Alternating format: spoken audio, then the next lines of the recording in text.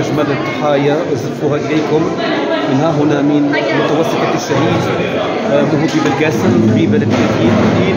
لننقل لكم الأجواء الاحتفالية الخاصة بذكرى يوم العلم التي تتزامن و16 أبريل من كل سنة بالعلم والأدب لا بالمال والذهب.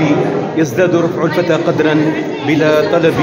العلم يبني بيوتا لا عماد لها، والجهل يهدم بيوت العز والشرف. وليس هناك أحلى من قول علي كرم الله وجهه: ما الفخر إلا بأهل العلم إنهم على الهدى لمن استهدأ دلاء. وقدر كل امرئ ما كان يحسنه، والجاهلون لأهل العلم أعداء. ففز بعلم تعيش حيا به أبدا.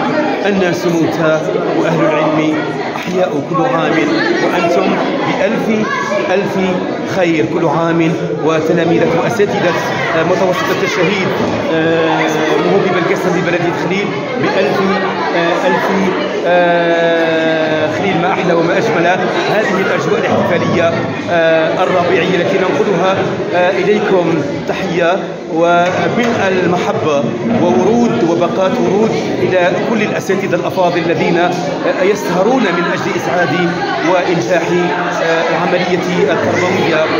وهكذا نستقبل التلاميذ بهذه الابتسامات المشرقة، ولأن الابتسامة هي اللغة الوحيدة التي لا تحتاج إلى ترجمة. كل عام وأنتم بألف ألف خير. أشكرك على هذه الكلمة. عفوا، تحياتي.